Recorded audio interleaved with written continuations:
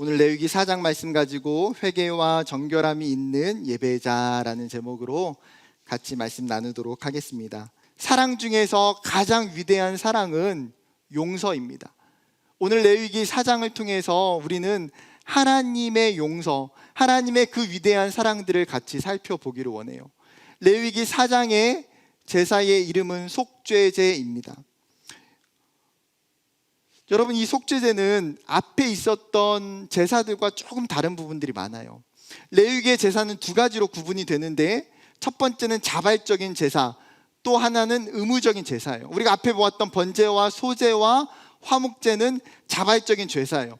그리고 오늘 속죄제와 그 뒤에 있는 속건제는 의무적인 제사였습니다. 번제와 소제와 화목제에는 그 단락마다 반복되는 후렴구에 뭐라고 이야기되냐면 하나님께 드려지는 향기로운 냄새니라, 이렇게 쓰여져 있어요. 하나님께 드려지는 향기로운 냄새라고 표현할 만큼 하나님께서 그 제사를 기쁨으로 받으신다는 거예요. 그런데 속죄제와 속건제의 후렴구는 달라요. 뭐라고 쓰여 있냐면 속죄한 즉 그들이 사함을 받으리라. 즉 제사를 통해서 죄의 대가가 치러졌고 죄사함이 선포되었다라는 거예요. 앞에 제사들의 분위기가 맑음이라고 하면 뒤에 있는 속죄제와 속건제의 분위기는 마치 비가 오는 것처럼 장마와 같은 분위기라는 것이죠. 기쁨의 제사보다는 슬픔과 애통으로 드려지는 제사였어요. 이것은 제사를 명칭하는 그 이름에서도 알 수 있어요. 속죄제, 영어로는 sin offering, 죄에 대한 예물, 죄를 해결하기 위한 제사라는 것이죠. 히브리 원어에서 여러분 속죄제를 이야기할 때 죄라는 것은 빗나가다라는 의미를 가지고 있어요. 무엇이 빗나갔다는 것입니까? 하나님이 만들어 놓은 기준, 하나님이 만들어 놓은 율법과 말씀에 있는데 인간이 하나님의 그 율법과 말씀을 벗어나서 살아가는 것이 죄라는 거예요. 이러한 빗나간 삶의 문제와 죄의 문제를 해결하기 위해서 속죄제가 필요한 것이죠. 그러면 오늘 이 속죄제를 시작하면서 이렇게 질문할 수 있어요. 목사님, 번제의 주 목적도 속죄함이 있는데 그러면 언제 번제를 드리고 언제 속죄제를 드리는 걸까요? 저도 이 부분이 참 고민이 많이 있었어요. 어떤 경우에 어떤 제사를 드리는 것이 맞나? 이스라엘 사람들은 어떻게 제사를 했을까? 여러분, 번제는 누구나 자신의 문제를 해결하기 위해서 하나님과의 관계를 위해서 즉각적으로 드릴 수 있었어요. 그런데 이런 번제는 자신의 죄에 대한 문제를 깨어있는 사람만이 드릴 수 있는 거예요. 내가 아무리 범죄해도 범죄한 것을 깨닫지 못하고 번제를 드리기 싫으면 안 드려도 됐어요. 그런데 속죄제는 정해져 있는 속죄일과 대속죄일에 누구나 드려야 했어요. 또한 속죄제를 드려야 되는 명확한 케이스들이 있어요. 위증했을 때, 부정한 시체를 만졌을 때, 사람의 부정에 접촉했을 때, 함부로 맹세하거나 서원했을 때 등등 자신과 공동체를 부정하게 하는 때에는 속죄제를 반드시 드리게 했다라는 거예요. 즉 번제가 개인적인 측면이 강했다라면 속죄제는 공동체적인 측면이 강했던 제사였어요. 중요한 것은 속죄제는 죄를 용서받는 죄사였다라는 거죠. 그렇다면 여러분, 속죄제가 하나님에 대해서 설명하는 것이 무엇일까요? 여러분, 하나님이 이 속죄제를 통해서 하나님의 성품과 하나님의 말씀, 하나님이 어떤 분이신지를 이야기해 주는 것이 무엇일까요? 하나님은 죄를 싫어한다는 거예요. 그리고 하나님은 우리의 죄를 반드시 용서하기를 원하신다라는 사실이에요. 여러분, 사람들은 그 누구도 죄를 가지고 죄를 감추거나 죄를 속인 채 살아갈 수 없어요. 죄의 문제를 해결하지 않고 우리가 살아갈 수가 없다라는 거예요. 하나님은 우리가 가지고 있는 그 죄의 문제를 해결해 주시는 분이시라는 것이죠. 여러분, 그리스도인이라서 죄가 없을까요? 우리가 예수를 믿는다고 해서 죄를 짓지 않고 죄와 무관하게 살 수 있습니까?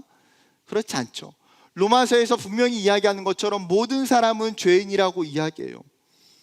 성경은 우리 안에 죄의 요소들이 여전히 남아있기 때문에 죄악된 세상 가운데 끊임없이 죄의 유혹들을 마주할 수밖에 없다라는 거예요. 그것은 예수를 믿음에도 불구하고 우리가 정말 신앙 안에 산다고 이야기함에도 불구하고 여전히 우리는 죄 가운데 넘어질 수밖에 없는 연약한 존재라는 것이죠. 그렇게 하나님은 이 속죄제를 통해서 의무적으로 우리가 하나님 앞에 이 죄의 문제를 해결하기를 원하셨어요.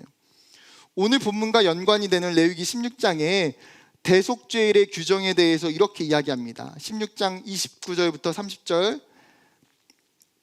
너희는 영원히 이 규례를 지킬지니라. 일곱째 달 곧 그 달 10일에 너희는 스스로 괴롭게 하고 아무 일도 하지 말되 본토인이든지 너희 중에 거류하는 거류민이든지 그리하라. 이날에 너희를 위하여 속죄하여 너희를 정결하게 하리니 너희의 모든 죄에서 너희가 여호와 앞에 정결하리라. 여러분, 7월 10일이 되면 1년에 한 번 모든 이스라엘 백성들이 성소에 모였고 금식하고 노동을 금하고 죄를 회개하는 제사를 드렸다라는 거예요. 이스라엘뿐만 아니라 지금 가나안 땅에 존재하고 있는, 이스라엘 땅에 존재하는 모든 거류민들과 이방인들도 이 명령에 동일한 해당 사항이 있다라는 거예요. 식사도 금하고요, 노동도 금하고, 물건을 사는 것도 금하고, 어떠한 개인적인 사생활의 모든 것들이 이날에는 다 멈추어지는 날이었어요. 오직 모든 사람이 모여서 제사를 드리고 자신의 죄를 고백하고 하나님 앞에 자신을 정결하게 하는 일만 허용된 거예요. 그러면 여러분 생각해 보세요. 이렇게 속죄제를 드리고 대속죄를 드리면 우리가 내 안에, 내 삶 가운데 있는 죄악들을 쌓아가는 것이 가능할까요? 죄를 지어도 반드시 이날에는 하나님 앞에 나아가 내가 지었던 죄를 고백하고 하나님 앞에 자신을 정결할 수밖에 없는 거예요. 그렇기 때문에 이스라엘 백성들 중에 누구도 죄의 바벨탑을 높게 쌓아갈 수가 없는 거죠. 속죄제를 통해서 주기적으로 죄에 반응하고 죄 앞에, 하나님 앞에 그 죄를 가지고 나아가도록 하신 거예요. 여러분, 그렇다면 우리는 어떻습니까? 여러분, 우리는 살아가면서 우리의 죄에 민감하게 반응하며 살아가고 있습니까? 내 삶 가운데 하나님 앞에 나아가 주기적으로 내 죄를 자복하고 하나님 앞에 회개하는 시간들을 우리는 드리고 있습니까? 어쩌면 우리 안에 이 속죄제나 대속죄와 같은 규정들이 명확하게 없기 때문에 우리는 우리의 죄를 돌아볼 시간이 없다는 거예요. 어쩌면 세상 사람들의 죄악들이 길가에 쌓여놓는 뿌옇게 쌓인 먼지라고 한다면 그리스도인들의 죄는 창틀에 있는 먼지와도 같아요. 세상 사람들에 비해 죄를 덜 짓고 심각한 죄를 피해 간다고 노력하지만 여러분, 창틀을 닦지 않고 오랜 시간이 지나면 그 창틀 속에서도 어떻습니까? 먼지가 쌓여가는 것들을 보게 돼요. 미세한 죄악들이 우리의 창틀에 쌓일 수밖에 없는 거예요. 하나님 오늘 레위기의 말씀을 통해서 분명하게 말씀하세요. 하나님의 백성들은 죄에 반응하고 그 죄에 대한 문제를 가지고 하나님 앞에 반드시 나아와야 된다라는 것이죠. 죄가 나를 삼키지 못하도록, 죄가 나를 오염시키지 못하도록 절대히 가만히 앉아있지 않는 것, 내 안에 죄의 먼지를 끊임없이 하나님 앞에서 닦아내도록 하는 것, 그것을 하나님 우리에게 요청하고 계시다는 사실이에요. 여러분, 오늘 본문으로 다시 돌아와서 속죄제의 구조를 살펴보면 속죄제는 두 가지의 구조를 가지고 있어요. 먼저는 첫 번째 구조는 속죄제가 나오는 4장 1절부터 5장 13절까지인데 4장의 부분은 부지 중에 범한 죄, 즉 하나님이 하지 말라고 했던 명령들을 내가 부지 중에, 무의식 중에 행했을 경우, 그 다음에 5장은 의무를 이행하지 않은 죄, 의무를 불이행했을 때 하나님이 하라고 한 것도 하지 않으면 뭐예요? 그것도 죄라는 거예요. 두 번째의 속죄제의 구조는 4장을 좀 더 깊이 살펴보면 3절부터 12절까지 제사장, 13절부터 20절까지 온회중, 22절부터 26절까지 족장, 27절부터 35절까지 평민에 대해서 이야기하고 있어요. 여러분 생각을 해보세요. 그 전에 번제와 소제와 화목제를 나눌 때의 구조가 어땠습니까? 제사를 드리는 제물에 따라서 나눠졌어요. 소나 양이나 염소, 소제 같은 경우는 그냥 가루, 화덕에 구운 것, 철판에 붙인 것, 냄비에 삶은 것. 화목제도 마찬가지예요. 소나 양이나 염소. 제물에 따라서 제사하는 방법을 설명하는 구조예요. 그런데 속죄제는 지금 어떻습니까? 제물에 따라서 하나요? 아니요. 사람에 따라서, 그 제사를 드리는 대상에 따라서 지금 설명하고 있다는 거예요. 그러면 구체적으로 뭐가 다를까요? 제사를 드리는 대상에 따라서 피를 처리하는 방법이 다르기 때문이에요. 피를 처리하는 방법이. 먼저 등장하는 제사장과 온 회중을 보면, 여기서 온 회중은 이스라엘 모든 백성을 가리키는 단어가 아니라 이스라엘을 대표하는 집단, 의회원을 가리키는 표현이에요. 즉 제사장과 이스라엘의 지도자들이 속죄제를 드릴 때에는 5절부터 7절에 보게 되면 피를 가지고 와서 성소 안에 들어가요. 그리고 그 성소와 지성소를 갈라놓는 휘장 앞에 피를 묻혀서 7번 뿌립니다. 그리고 나서 그 성소 안에 있는 향단 뿔에 피를 약간 바르고 가지고 나와서 번제단 밑에 피를 전부 다 쏟아내요. 그런데 족장들과 일반 백성들이 속죄를 드릴 때에는 25절에 보게 되면 성소 안에 들어가지 않아요. 그 피를 가지고 번제단 뿔에 바르고 번제단 밑에 전부 다 그 피를 쏟아 부어요. 그러면 첫 번째 의문점이 뭡니까? 제사장과 지도자들 그리고 족장과 백성들이 피를 뿌리는 곳이 왜 다르냐는 것이죠. 그것은 리더십, 대표의 죄악이 더욱 심각하고 중요한 문제이기 때문이에요. 종교 지도자나 정치 지도자가 범죄하면 이스라엘의 온 성소가 범죄하게 되고 오염되는 것처럼 리더의 범죄는 공동체 전체가 범죄하게 된다는 기본적인 전제가 깔려 있는 거예요. 여러분, 이스라엘 역사 속에서도 아합과 이세벨 같은 악한 왕이 통치하게 되면 어떻습니까? 그 나라의 온 백성들이 하나님을 다 떠나고 산당을 짓고 수많은 우상들과 수많은 이방 종교들을 가지고 와서 숭배해요. 음란과 쾌락의 파도가 그 왕 때문에 온 백성들까지 똑같은 영향을 미치게 되더라는 거예요. 이 시대에도 마찬가지예요. 종교 지도자들이, 정치 지도자들이 타락하게 되고 죄를 지으면 나라 전체가 오염되게 돼요. 교회라는 공동체 안에서도 사역자가 죄를 짓고 리더들이 죄를 짓게 되면 공동체가 오염되고 그 공동체가 심각한 문제에 처할 수 있다는 것이죠. 그렇기 때문에 리더들이 하나님 앞에서 범죄하지 않기 위해서 깨어 있어야 된다라고 분명히 이야기하고 계신 거예요. 그렇다면 또 하나의 의문점은, 속죄제는 짐승의 피를 가져다가 그냥 번제처럼 그 피를 번제단 밑에 다 뿌리는 것이 아니라 왜 여기저기 그 피를 나눠서 뿌리고 있느냐라는 거예요. 여러분, 속죄제의 피 뿌림에는 두 가지의 의미가 있어요. 먼저는 피는 오염된 성소를 깨끗하게 한다라는 의미를 가지고 있어요. 사람이 죄를 범하게 되면 하나님이 머무시는 그 성소가 오염돼요. 그러면 그 성소를 오염한 것은 굉장히 심각한 문제잖아요. 왜요? 성소는 어떤 곳입니까? 하나님이 임재하시는 곳이에요. 근데 성소가 오염되게 되면 하나님이 임재하시지 못하기 때문이에요.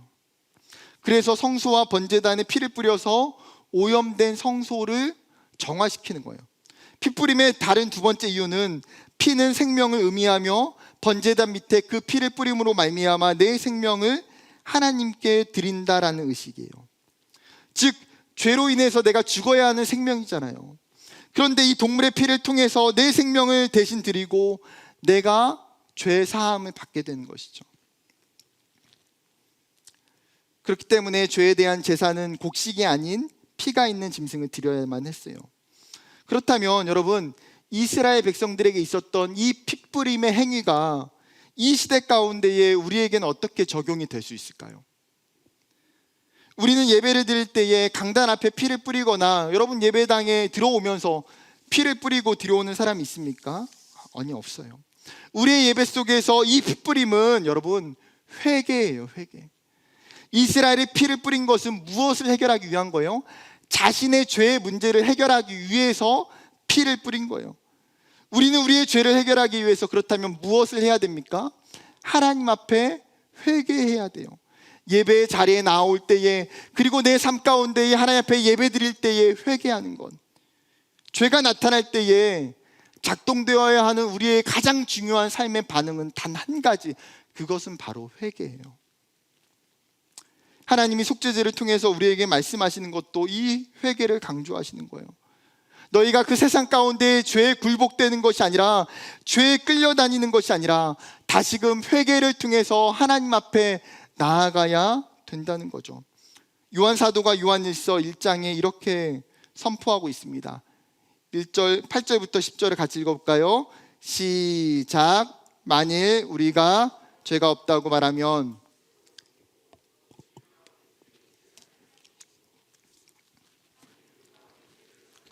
그는 미쁘시고 의로우사 우리 죄를 사하시며 우리를 모든 불의에서 깨끗하게 하실 것이요 만일 우리가 범죄하지 아니하였다 하면 하나님을 거짓말하는 이로 만드는 것이니 또한 그의 말씀이 있지 아니하니라. 지금 사람은 그 누구도 자신이 죄가 없다, 나는 깨끗하다 이야기할 수 없다라는 거예요. 그것은 자신을 속이는 것이고 그 사람 안에 진리가 없기 때문에, 진리를 모르기 때문에 그가 그렇게 말하는 거라는 거죠. 여러분, 우리의 삶은 죄가 전제되어 있어요. 놀라운 은혜는 무엇입니까? 우리가 우리의 죄를 자복하기만 하면 그분은 미쁘시고 의로우사 우리의 죄를 사하시며 우리를 모든 불의에서 깨끗하게 하신다는 거예요. 사도 요한이 지금 초대교회 공동체를 향해서 왜 이렇게 이야기하고 있습니까? 초대교회 안에 믿는 성도들이 죄에 대해서 무감각하기 때문이에요. 이 죄 때문에 넘어지고 쓰러지는 일들이 수없이 발생하기 때문이에요. 여러분, 그들이 세상 가운데 살다가 이제 복음을 경험하고 교회 공동체 안에 들어왔어요. 그런데 자신들의 문제가 뭡니까? 여전히 내가 예수를 믿음에도 불구하고 내 삶 가운데의 옛 성품과 옛 자아와 옛 습관들이 여전히 남아있다라는 거예요. 여러분, 죄 가운데에 있는, 어둠 가운데 있는 자들에게 지금 사도 요한이 진리를 선포하고 있는 거예요. 그러면서 사도 요한이 말하는 하나님은 어떤 분이십니까? 하나님은 옳은 분이시고 하나님은 의로운 분이시고 하나님은 우리의 죄에서 반드시 용서하시며 우리의 죄를 깨끗하게 하시는 분이라는 거예요. 그렇기 때문에 그 옳으시고 의로우시고 깨끗하게 하시는 모든 죄를 사하시는 그분이기 때문에 우리의 죄를 용서받는 것이 가능하다라고 사도 요한이 고백하는 거예요. 여러분, 사무엘상의 다윗을 보게 되면 다윗이 왕이 되고 나서 시간이 지나 밧세바를 간음하고 그로 인하여서 자신의 군대 장관과 수많은 병사들을 죽게 만들어요.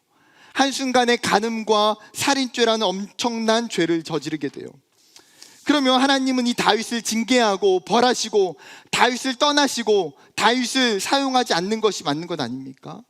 그러나 성경을 보게 되면 하나님이 이 다윗을 가장 사랑하시는 것을 여전히 보게 돼요. 왜요? 여러분, 무엇이 범죄한 다윗으로 하여금, 이 살인자 다윗으로 하여금 그의 인생을 회복시켰습니까? 진정한 회개가 하나님 앞에 그의 인생을 회복시켰다는 거예요. 다윗이 나단 선지자를 통해서 하나님의 말씀을 듣게 될 때 그가 죄를 깨닫고 금식하고 수위를 울며 하나님 앞에 정직하게 회개하고 또 회개해요. 그리고 나서 하나님이 그 회개의 눈물과 회개의 그 마음을 받으셨다라는 거예요. 여러분, 하나님이 이 시대의 그리스도인들에게 원하시는 것도 회개예요. 복음의 핵심은 회개에 있다라는 거예요. 여러분, 예수님이 이 땅에 오셔서 복음을 전하실 때에 가장 먼저 그리고 가장 많이 말씀하신 게 무엇입니까? 회개하라, 천국이 가까이 왔느니라. 회개하라, 천국이 가까이 왔느니라. 즉, 천국에 들어가는 열쇠는 회개라고 선포하시는 거예요. 참된 회개가 일어날 때에 그때의 복음이 받아들여진다는 것이죠. 그리스도인의 구원의 과정에서 여러분, 회개는 가장 필수적인 요소예요. 회개 없이는 그 누구도 구원이 불가능하다라는 사실이에요. 여러분, 마틴 로이드 존스 목사님이 부흥에 대해서 이야기하면서 부흥이 뭐라고 이야기한지 아십니까? 부흥을 아주 명확하게 한 단어로 정의했어요. 부흥은 회개이다. 우리가 생각할 때 부흥은 엄청난 열매가 일어나는 것, 사람들이 많이 모이는 것, 어떠한 놀라운 영적인 현상들이 발생하는 것이 부흥이다라고 생각할지 모르지만 성경이 말하는 진정한 부흥은 회개라는 거예요. 그 사람 안에 참된 생명의 작용, 거듭남의 사건이 일어나기 위해서는 회개의 역사가 필요하다는 거죠. 여러분, 우리 신앙도 마찬가지예요. 그런데 종종 많은 그리스도인들 중에서 이 회개를 무시하거나 회개를 가볍게 생각하는 경향이 있어요. 마치 눈물을 흘리고 가슴이 아파야만 하는 감정적 변화로 생각하거나 수련회나 특별한 시간에만 임하는 현상으로 치부하거나 신앙을 회개하지 않고도 얼마든지 예수를 잘 믿을 수 있다고 생각하거나 혹은 구원파와 같이 한 번 회개하면 더 이상 회개할 필요가 없겠지라고 생각하기도 해요. 여러분, 이러한 생각은 우리가 회개를 정확하게 이해하지 못하고 있기 때문에 우리의 죄를 인정하기 싫어하는 교만한 모습 때문이에요. 사랑하는 여러분, 회개는 부끄러운 것도 우리의 단순한 종교적 감정의 슬픔에 빠지는 것도 아니에요. 회개는 정확하게 하나님의 말씀 앞에 자신의 죄를 보는 거예요. 회개는 정확하게 하나님 앞에 나아가서 내 삶을 들여놓는 영적인 몸부림이에요. 그 회개는 진정한 믿음이 있는 사람만이 가능한 거예요. 우리의 삶의 자리에서도, 우리의 예배 가운데에, 여러분이 기도하는 그 기도의 자리마다, 여러분 우리의 삶의 그 자리 가운데에 참된 회개, 이 분명한 회개의 시간들을 경험할 수 있게 되기를 주님의 이름으로 축복합니다. 본문 속에 있는 두 번째 특이한 점은 무엇이냐면 재물의 처리하는 방식이에요. 재물을 처리하는 방식이 초반의 모습은 화목제와 굉장히 유사해요. 8절과 10절을 보게 되면 화목제의 제물처럼 기름과 콩팥을 떼어내서 번제단 위에 드려요. 그런데 11절과 12절을 보게 되면 그 수송아지의 가죽과 그 모든 고기와 그것의 머리와 정강이와 내장과 똥 곧 그 송아지의 전체를 진영 바깥에 버리는 곳인 정결한 곳으로 가져다가 불로 나무 위에서 사르되 곧 재 버리는 곳에서 불사를 지니라. 지금 여러분 지난주에 나눴던 화목제를 끝나고 나서 제사장에게 나눠주고 예배자가 가지고 갔던 그 고기들을 어떻게 합니까? 진영 바깥에 재 버리는 정결한 곳에 가져다가 불사른다는 거예요. 그러면 아니 어차피 불태울 거면 번제랑 똑같이 그냥 번제단 위에 올려놓고 전부 다 태우면 되잖아요. 왜 두 번이나 걸쳐서 다른 장소에서 이렇게 불편하게 짐승을 또 다시 불태워야만 했을까요? 여러분, 속죄제의 짐승을 먹지 않고 전부 불태우는 이유는 이 짐승이 뭐예요? 이 사람의 죄로 인해서 죄가 전가되어졌기 때문이에요. 전가된 제물을 번제단 위에 태우지 않는 것은 성소를 정결하게 하기 위해서 의도적으로 그 성 밖에 가지고 가서 태우는 거예요. 그렇다면 여러분, 속죄제를 통해서 이렇게 말하는 의도가 무엇일까요? 바로 정결이에요. 정결. 성소는 깨끗해야 된다. 성소가 깨끗하고 정결해야지 하나님을 만날 수 있는 거룩한 장소, 하나님 임재하시는 거룩한 장소가 된다라는 거예요. 이 제물을 처리하는 방식을 통해서 하나님은 회개를 넘어서 그 예배자가 이제는 어디까지 나아가기를 원하시는 거예요? 하나님 앞에 정결한 삶을 살아가기까지 나아가는 것을 원하신다라는 거예요. 죄로 인해서 자신을 정결하게 하지 못하면 결국은 우리의 삶이 하나님과 단절될 수밖에 없고 다시금 우리의 삶 가운데 세상의 죄로 말미암아 우리가 범죄할 수밖에 없다라는 거예요. 여러분, 이스라엘 백성들이 하나님 앞에서 이러한 문제를 가지고 있다는 것을 성경의 수많은 도식들을 통해서 우리는 보게 돼요. 특별하게 에스겔서를 보게 되면 아주 잘 나타나 있어요. 여러분, 에스겔 8장을 보게 되면 이스라엘이 에스겔 8장에 수많은 범죄들을 자행하게 돼요. 그리고 나서 9장에 가게 되면 성소에서 하나님의 임재가 떠나게 돼요. 왜요? 이스라엘이 범죄했기 때문에 하나님의 임재가 그 성소에서 떠나는 거예요. 그리고 10장에 보게 되면 9장에 보게 되면 성소가 오염되어졌다라고 이야기하고 10장에서 오염된 성소로 인해서 하나님의 임재가 떠나게 되고 11장에서는 이스라엘이 이제 멸망하는 것을 선포해요. 즉 여러분, 정결은 이 죄와 연결되어져 있는 거예요. 그래서 정결이 무너질 때에 하나님의 성전이 무너지고 멸망하게 되는 것을 성경이 우리에게 이야기하고 있는 것이죠. 사랑하는 여러분, 이 시대의 정결은 우리는 끊임없이 이 시대의 정결을 추구하며 살아가는 존재예요. 레위기에서 속죄제의 정결은 예배의 장소, 성소였다면, 그러면 여러분, 이 시대 가운데 우리가 살아가고 있는 정결, 우리가 살아가고 있는 예배의 성소는 어디입니까? 예배자 자신이라는 사실이에요. 사도 바울이 고린도 6장에 고린도 성도들을 향해서 강조했던 메시지가 무엇입니까? 바로 너희의 몸은 하나님께 드려지는 거룩한 성령의 전이라는 거예요. 고린도라는 도시는 굉장히 부유한 도시예요. 무역도 상업도 경제적으로 굉장히 발달한 도시. 여러분, 그렇기 때문에 돈이 많은 이 도시는 쾌락의 도시였어요. 수많은 우상들을 섬기는 도시였어요. 여러분, 고린도 성도들이 바울이 전했던 복음을 듣고 예수를 믿기 시작하는데 여전히 그 삶의 죄악들이 끊어내어지지가 않는 거예요. 그래서 사도 바울이 고린도 성도들을 향해서 뭐라고 선포합니까? 너희의 이제 변화된 정체성이 무엇인지를 너희가 깨달아야 된다는 거예요. 너희의 몸은 하나님의 성전이다. 너희의 몸은 그리스도의 지체이다. 그렇기 때문에 너희의 삶을 구별하고 정결하여져서 하나님이 기뻐하시는, 하나님이 받으시기에 합당한 삶을 살아야 된다라고 이야기하고 있는 거죠. 사랑하는 여러분, 여러분의 삶이, 여러분의 존재가 하나님의 거룩한 성전인 줄 믿으십니까? 여러분의 몸이, 여러분의 인생이 하나님의 성령이 거하시는 거룩한 처소임을 여러분은 믿으십니까? 그렇다면 수많은 우상과 죄악 속에서 자신을 정결하게 하고 물들이지 않아야 된다는 거예요. 여러분, 우리가 살아가는 세상은 눈만 돌리면 죄가 있어요. 눈만 돌리면 수많은 우상과 쾌락과 성적 타락들이 줄지어 있어요. 우리를 유혹하는 그 죄악들은 사실 우리의 믿음보다도 더 크다라는 거예요. 더 악하다는 사실이에요. 여러분이 가지고 있는 믿음보다도 사단은 더욱 악하고 교모해요. 수많은 중독의 문제들, 쾌락의 문제들, 성적인 문제들, 술과 유흥의 문제로부터 그 누구도 나는 괜찮다라고 이야기할 수 없어요. 그런데 그리스도인들이 자신을 종종 합리화한 것이 무엇입니까? 세상 사람들은 이 땅에 있는 것들을 너무나 당연하게 즐기며 누리며 산다는 거예요. 세상은 그러한 가치들이 전혀 문제가 되지 않는다라고 이야기하는 거예요. 내 친구도, 내 직장 동료도, 심지어 교회를 다니는 선배들, 친구들조차도 세상과 동일하게 살아가는 그 모습을 볼 때에 남들 다 저렇게 사는데, 남들도 예수 믿으면서 저렇게 살아가는데, 다른 사람들이 아무런 거리낌 없이 즐겁게 사는데 나도 그러면 안 되냐라고 생각하는 거죠. 여러분, 사단이 우리를 향해서 사용한 전략이 무엇입니까? 너도 괜찮아라고 이야기하는 거예요. 너도 괜찮아.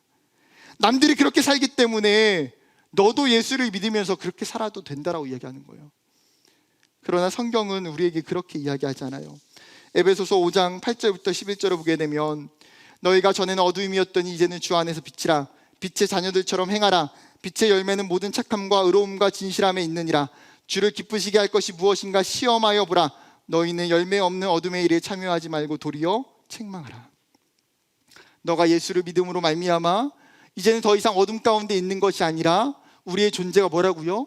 빛의 자녀라라는 거예요. 그렇기 때문에 더 이상 세상의 그 어둠의 일에 너희가 동참하지 말고 오히려 그 세상을 향하여 너희가 책망하라는 거죠. 그것이 죄라고 이야기하라는 것이죠. 그것이 잘못됐다라고 말할 수 있어야 되는 거예요. 여러분, 하나님이 원하시는 삶은 하나님이 기뻐하시는 것이 무엇인지 생각하고 그때로 순종하며 사는 거예요. 그렇다면 구체적으로 우리를 정결하게 하는 방법이 무엇입니까? 가장 쉬운 방법은요, 오염될 수 있는 그 구역, 죄의 연역에 발을 들여놓지 않는 거예요. 더 쉽게 이야기하면 피함과 떠남이에요. 창세기 39장에 우리가 잘 아는 요셉이 애굽에 팔려가서 바로의 친위 대장의 집의 종으로 들어가게 돼요. 보디발은 요셉의 그 진면목을 보고 그를 가정 총무로 삼아서 그에게 모든 소유권을 다 관리하게 돼요. 그런데 보디발의 아내가 이 요셉을 유혹하기 시작합니다. 성경을 보게 되면 날마다 요셉을 유혹했다, 날마다 요셉에게 청하였다라고 표현해요. 그러니까 요셉의 인생 가운데 유혹이 날마다 그에게 찾아오는 거예요. 그때마다 요셉은 어떻습니까? 그 유혹의 자리를 피하고 떠나는 것을 선택하죠. 보디발의 아내의 계략으로 나중에 감옥에 가게 되지만 그는 하나님 앞에서 믿음으로 자신을 정결하게 지켰어요. 그것이 가장 좋은 방법이에요. 여러분, 죄랑 부딪혀서 싸워서 이길 수 있는 사람은 아무도 없어요. 그것은 절대적 교만이에요. 제가 청년 일부 사역을 시작하면서 교회 앞에서 3년을 자취했어요. 그때 저도 여러분과 동일한 20대 후반의 청년 시간들을 보냈어요. 당시 저희 집에 와서 리더 훈련을 했던 청년들은 잘 알 거예요. 집에 TV도 없고 인터넷도 없고 아무것도 없어요. 전에 살던 사람이 TV도 줬고 비디오도 줬어요. 그런데 받자마자 다른 사람에게 줬어요. 인터넷도 2, 3만 원이면 신청할 수 있는데 3년이라는 시간은 불편을 감수하면서 인터넷을 설치하지 않았어요. 왜요? 그것이 제가 생각한 나를 지키는 방법이에요. 내가 혼자 살면서 집에서 TV를 보고 인터넷이 되면 내가 거룩하게 살 자신이 없는 거예요. 집에서 공부하고 집에서 기도하고 집에서 말씀 볼 것 같지 않은 거예요. 도저히 그 죄의 유혹들로부터 이길 힘이 없다는 것을 저는 저 자신을 너무나 잘 알고 있어요. 그래서 가장 좋은 제가 선택한 방법은 죄에게 틈을 주지 않는 거예요. 여러분, 각자마다 자신 앞에 있는 죄의 유혹들이 있어요. 시대가 변하고 그 문제들은 다 다양해요. 그때마다 우리가 해야 되는 거는 그 죄로부터 멀리 피하는 거예요. 떠나는 거예요.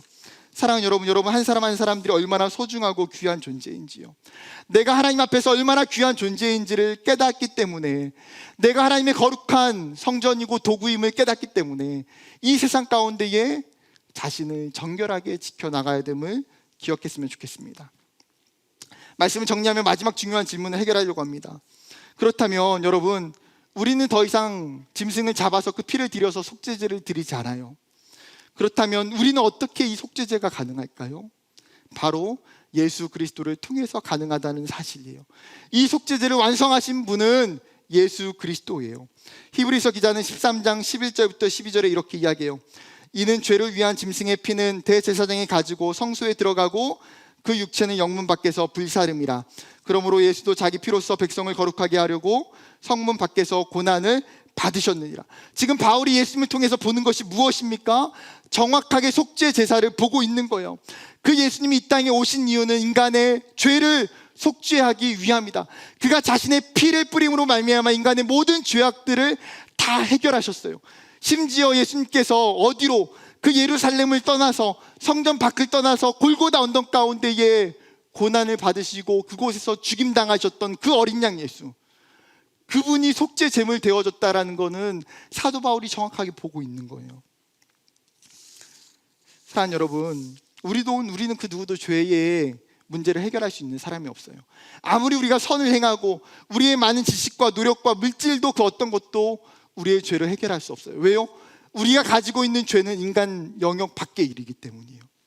그런데 우리가 해결할 수 없는 그 죄를 해결하시기 위해서 예수 그리스도가 이 땅에 내려오셨다는 거예요. 그리고 그분이 친히 저와 여러분을 위해서 죽어주셨어요. 그 한 번의 제사로 말미암아 우리가 해결할 수 없는 그 죄가 해결되어졌다라는 것을 깨달아야 돼요. 그 예수의 생명으로 말미암아 우리가 구원받았고 우리가 자유케 되어질 수 있고 우리가 더 이상 죄인이 아니라는 사실이에요. 사랑하는 청년 여러분, 예수의 십자가와 보혈을 붙드는 신앙이 되길 원해요. 우리의 믿음의 그 근간이 십자가에 있기를 원해요. 예수 그리스도의 그 생명의 보혈에 있기를 원해요. 그분의 십자가는 나의 허다한 죄를 덮고도 넘치는 용서와 사랑이에요. 하나님 우리를 이렇게 선포해요. 히브리서 10장 17절, 또 그들의 죄로 그들의 불법을 내가 다시 기억하지 아니하리라 하셨니. 우리의 죄가 아무리 지옥같이 붉을지라도 그리스도의 보혈로 말미암아 그분이 우리의 죄를 하얗게 하신대요. 그분의 피 흘림으로 말미암아 우리의 모든 죄가 0이 된다라고 이야기하고 있는 거예요. 그런데 간혹 우리가 넘어지는 것이 무엇입니까? 우리가 이 땅에서 살아가면서 지은 죄로 말미암아 내가 가지고 있는 죄책감 때문에 넘어지고 또 넘어져요. 하나님 앞에 회개했음에도 불구하고 내가 있는 상처와 아픔 때문에 내 죄책감이 다시금 올라올 때가 많이 있어요. C.S. 루이스가 이렇게 이야기해요. 만약 하나님이 우리를 용서하셨다면 우리도 자신을 용서함이 마땅하다고 생각한다. 그렇지 않다면 이는 마치 우리 자신을 하나님보다 더 높은 재판관인 것처럼 여기는 것과 같습니다. 우리 안에 있는 죄책감은 사단이 계속 공격하는 것이고 우리의 얄팍한 교만이라는 거예요. 하나님은 우리가 그분 앞에 마음을 다해서 회개할 때에 우리의 죄를 더 이상 묻지 않는다는 거예요. 그것이 복음의 능력이에요. 이것이 죄에서 자유케 하는 능력이고 죄에서 회복하게 하는 능력이고 우리를 살아나게 하는 능력이라는 사실이에요. 사랑하는 여러분, 말씀을 맺으려고 합니다. 여러분, 이 십자가의 능력, 이 보혈의 능력을 기억하길 원해요. 우리가 아무리 무수한 죄를 지을 때마다 우리가 주님 앞에 드리는 그 속죄의 예배로 말미암아 우리가 우리의 자리 가운데 회개함으로 말미암아 하나님 우리를 용서하시고 우리를 사랑하시고 여러분과 저를 거룩한 백성으로 삼으심을 믿는 저와 여러분 되기를 주님의 이름으로 축복합니다.